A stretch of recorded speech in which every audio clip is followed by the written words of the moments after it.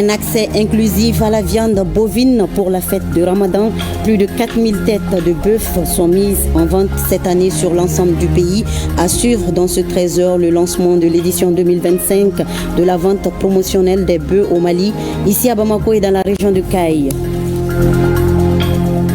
En troisième région, plus de 7000 tonnes de pommes de terre perdues suite aux pluies qui se sont abattues sur la région le 10 mars dernier. Une mission nationale d'évaluation est sur le terrain pour comprendre, analyser et prendre des dispositions pour les producteurs. Mardi 25 mars, Madame, Monsieur, bonjour et soyez les bienvenus dans ce journal. Solidarité encore et toujours envers les personnes vulnérables. Des kits alimentaires pour plus d'1,7 milliard de francs CFA sont offerts au Mali par la République populaire de Chine à travers son ambassadeur.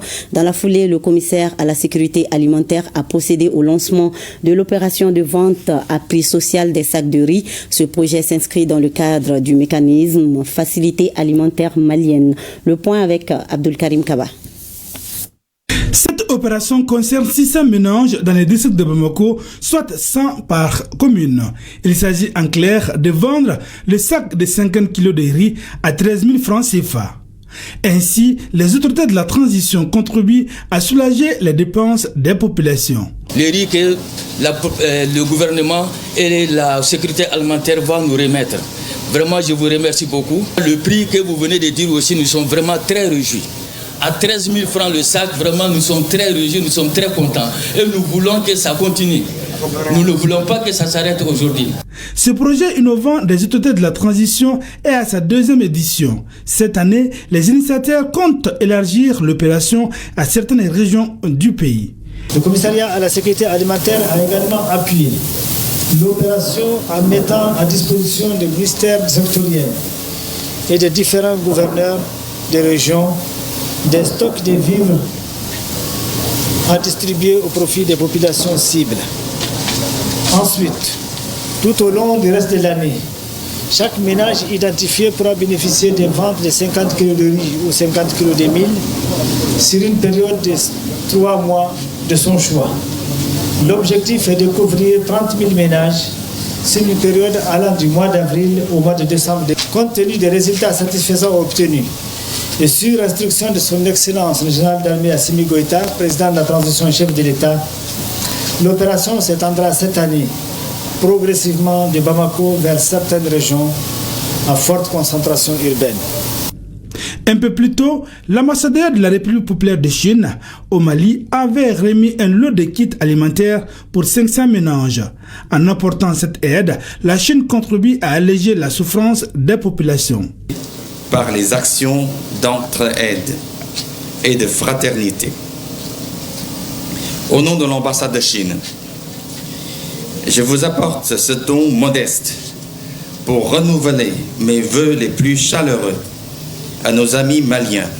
La sécurité alimentaire constitue non seulement la base pour la paix et le développement.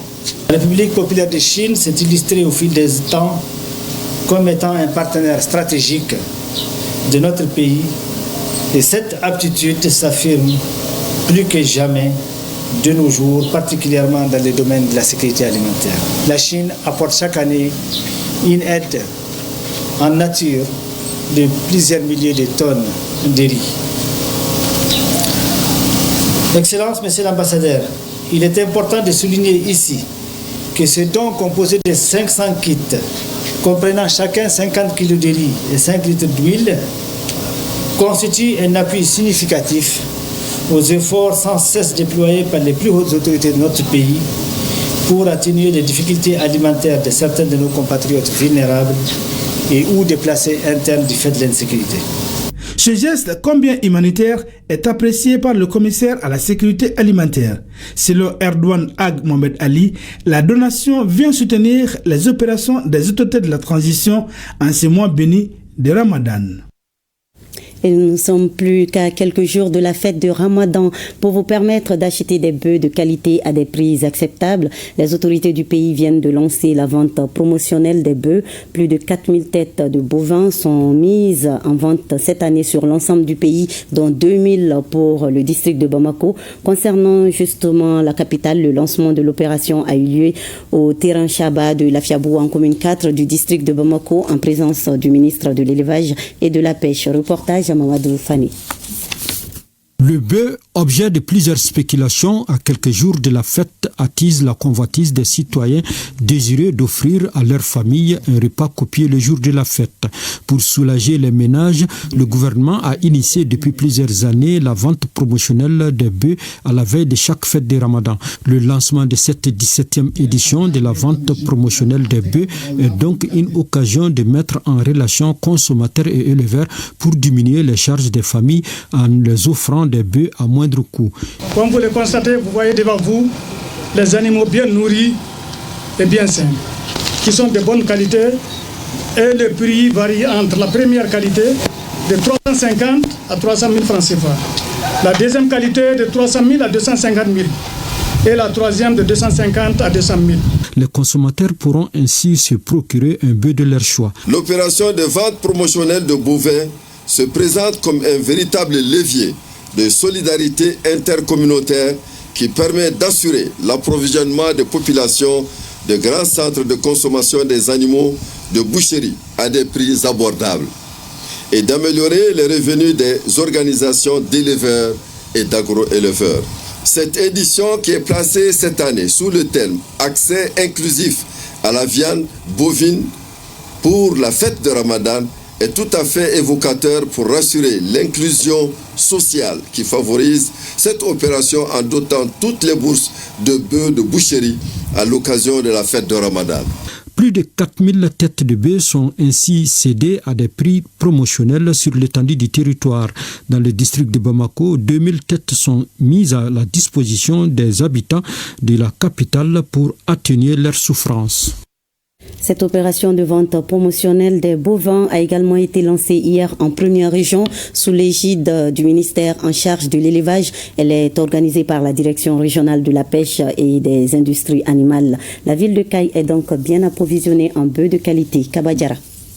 Fidèle à sa tradition, la direction régionale de la pêche et des industries animales de Caille, sous l'égide du ministère de l'élevage et de la pêche, organise pour la 15e année consécutive l'opération de vente promotionnelle de bovins en marge de la fête de Ramadan. Dénommée Ramadan 2025, cette opération va se dérouler du 24 mars jusqu'au jour de la fête. Nous profitons de cette occasion pour adresser nos vifs remerciements aux autorités du pays pour leur appui constant et multiforme à l'endroit des organisations professionnelles et des services techniques, dont récemment la mise à disposition de 803 tonnes d'aliments bétail à la région de Caille. Cette initiative du président de la transition visant à consacrer 10% de graines de coton aux éleveurs témoigne de son engagement en faveur des éleveurs et crée ainsi une solidarité entre les différentes filières. Vu l'engagement de nos partenaires qui sont les fêtières, j'ai senti leur mobilisation à nos côtés et pour nous prouver que vraiment cette activité-là, ils ont leur part à jouer dans cette affaire. Cette opération de vente promotionnelle de bovins Ramadan 2025 est une opération d'une grande portée économique et sociale pour les communautés rurales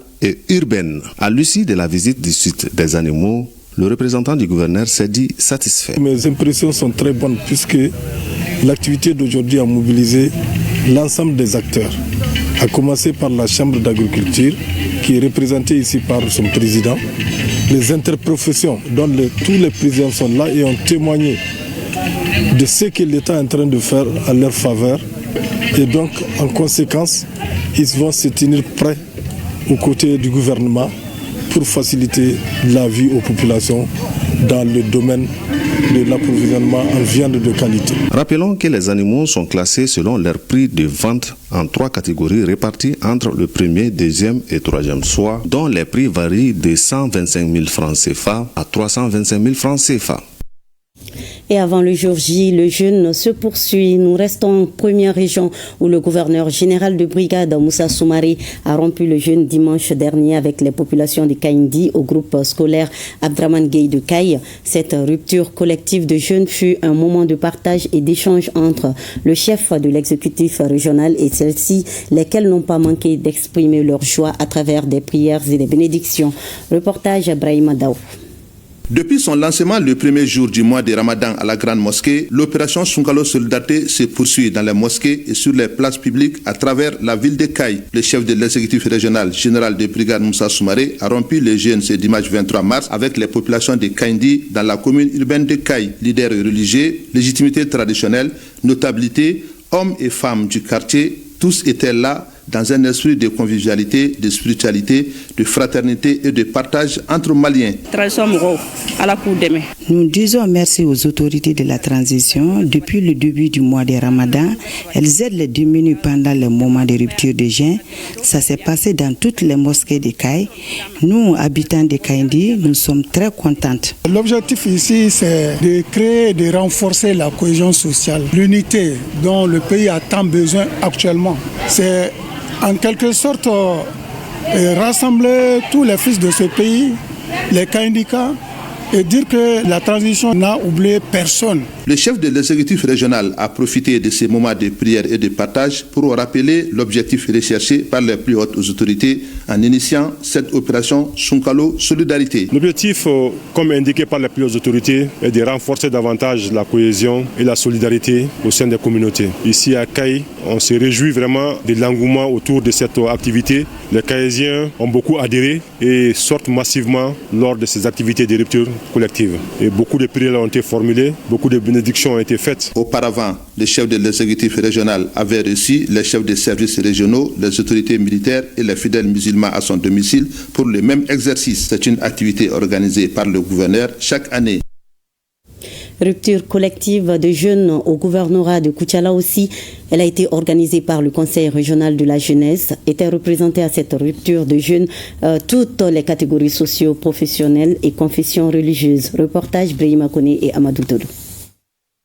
Plusieurs catégories sociales, les confessions religieuses, les chefs de service et les autorités régionales étaient représentés à cette rupture collective du jeûne organisée par le Conseil régional de la jeunesse de Koutiala. Un moment de convivialité et de communion que certaines personnes souhaitent contagieux pour le rayonnement des valeurs religieuses et sociétales, gage d'un développement durable. Je lance un message à tous les jeunes de la région de Koutiala, de rester unis, solidaires pour soutenir les présidents de la transition. Nous sommes dans les mois bénis du Ramadan, donc ça demande la communion, la solidarité. Les scouts et les responsables du Conseil régional de la jeunesse de Koutiala, visiblement animés de la volonté de réussir le pari de l'organisation, étaient à pied d'œuvre pour servir les convives. Cette rupture collective du jeûne devra permettre d'inviter plus d'un à un don de soi pour la réussite de l'opération Sunkalo Solidarité instituée par le gouvernement du Mali. Aussi la jeunesse de Koutiala veut aider nous les autorités et les plus hautes autorités à réussir cette opération. Nous ne pouvons que les féliciter, les remercier pour ce faire. C'est vraiment de maintenir cette dynamique de cohésion sociale, d'entente et de demander aussi aux religieux vraiment de prier pour ce pays pour que nous puissions retrouver la paix, la concorde, la cohésion sociale et le bon vivre ensemble dans la région de Koutiala. Tout est bien qui finit bien. La rupture collective du jeûne organisée par le Conseil régional de la jeunesse de Koutiala a pris fin par une séance de prière et de bénédictions. En troisième région, une mission nationale d'évaluation composée des chercheurs de l'IER et des techniciens de l'agriculture, du génie rural et de l'APECAM est allée à la rencontre des producteurs sinistrés de l'inondation des cultures de pommes de terre pour comprendre, analyser et prendre des dispositions les concernant. Des préoccupations ont été recensées parmi lesquelles on peut citer le manque d'infrastructures de drainage et de stockage adaptés. Compte rendu, Moussokoro Sireme et Suleiman Bamba. La filière pommes de terre de Sikassou et certains champs maraîchers ont bien tremblé suite aux fortes pluies qui se sont abattues sur la région le 10 mars. Ce Sur les 398 hectares de pommes de terre touchés, dans une vingtaine de localités des cercles de Sikasso et de Dandeguesso, on évalue les premières pertes à 7164 tonnes. Et cette mission, conduite par le directeur national de l'agriculture sur instruction du ministre de tutelle, vient faire un diagnostic exhaustif des dégâts enregistrés dans le bassin de production le plus impacté sur les 5 qui compte la région et échanger avec les producteurs sur les solutions à envisager. Ils nous ont en tout cas informé que la production attendue cette année est de 400 000 tonnes de pommes de terre, sur lesquelles ils ont réalisé à plus de 90% de leurs prévisions. Et nous avons constaté effectivement que certains producteurs ont effectivement perdu et la production qui a été déjà stockée dans les zones de transit. Ensuite, les champs qui n'ont pas été récoltés aussi ont été touchés. Et nous avons constaté avec eux certains en tout cas, problèmes sur les infrastructures d'irrigation, notamment les micro-barrages. Nous avons aussi évoqué des problèmes d'approvisionnement en intrants. Le circuit n'est pas maîtrisé. Ils ont effectivement souligné la nécessité d'avoir en tout cas des infrastructures, des chambres froides afin de pouvoir conserver la production en attendant son écoulement sur le marché. Si cette alerte rappelle la vulnérabilité de la filière face aux caprices du climat, les producteurs attendent désormais des actions concrètes pour sauver leurs moyens de subsistance et des solutions durables pour renforcer leur résilience et prévenir de futurs incidents. La pomme de terre, c'est une filière, un produit que la production coûte très cher. Nous travaillons avec les moyens des caisses et des banques. Donc, s'il y a sinistration, donc vraiment, c'est un grand problème. Les producteurs n'ont pas les moyens de faire face à ce crédit. Donc, on attend de la mission une suite favorable de l'État. Nous allons en ce moment-là faire un rapport qui va détailler l'ensemble, en tout cas, des difficultés que nous avons recensées et que nous avons vécues avec ces producteurs. Et nous allons, au jour à venir, mettre à la disposition du gouvernement. Et ce sont, en tout cas, au plus haut niveau que les décisions seront prises. Nous avons exhorté les producteurs, l'encadrement technique, de ne ménager aucun effort pour appuyer les producteurs, compte tenu même de l'importance de la pomme de terre dans l'économie régionale et l'économie nationale. Il convient de noter que cette situation n'entame en rien les prévisions de la campagne agricole 2024-2025 qui est au-delà des attentes avec un taux de production de 102,68% selon la direction régionale de l'agriculture. Dans la région de Taoudéni, l'UNICEF et ses partenaires ont célébré la journée mondiale de l'eau. La problématique de la pollution des cours d'eau au Mali et l'accès des populations à l'eau était au programme de cette journée. Reportage Foussine Samaké et Yacouba Koni. Le taux d'accès à l'eau potable dans la région de Taoudéni est inférieur à 30% selon les responsables de l'hydraulique. C'est fort de ce constat qui est loin d'atteindre les 100% des objectifs pour le développement durable ODD que cette journée mondiale de l'eau est célébrée par l'UNICEF et ses partenaires de la région de Taoudéni. Au cours de la célébration de la journée, nous profitons de l'occasion pour sensibiliser nos communautés sur les contraintes qu'ils connaissent au quotidien en consommant l'eau. Donc c'est une occasion pour nous de les édifier, de les sensibiliser et sur les bonnes conduites à tenir dans la consommation de l'eau, afin de contribuer à la préservation de la ressource en eau et de contribuer à la pérennisation des ouvrages hydrauliques réalisés en vue d'une desserte constante en eau potable des communautés. Les glaciers semblent très lointains de notre région de Taoudéni, mais leur fonte rapide perturbe les flux d'eau, entraînant des inondations, des glissements de terrain, des sécheresses et l'élévation du niveau des cours d'eau, endommant ainsi les écosystèmes. En 2024, notre pays, le Mali, a connu de fortes inondations dues à la crue, affectant des milliers de personnes en général et en particulier dans la région de Taoudéni. La situation des ouvrages existants dans la région la problématique de la pollution des cours d'eau au Mali, les effets de la fonte des glaciers sur le cycle de l'eau au Mali sont entre autres centres d'intérêt de cette journée. L'eau, c'est le plus important aujourd'hui dans notre vie. À travers cette journée, je remercie le président de la République, chef de l'État, chef suprême des armées, par son programme d'eau dans la région de Taoudéni. Au cours des échanges, plusieurs recommandations ont été formulées relativement à la gestion des ouvrages d'alimentation en eau, la stratégie d'accès à l'eau potable, entre autres. Et c'est la fin de cette édition. Merci de votre fidélité. À 20h45, vous avez rendez-vous avec Mariam Kone pour l'édition de 20h. Bel après-midi et à demain 13h, Inch'Allah.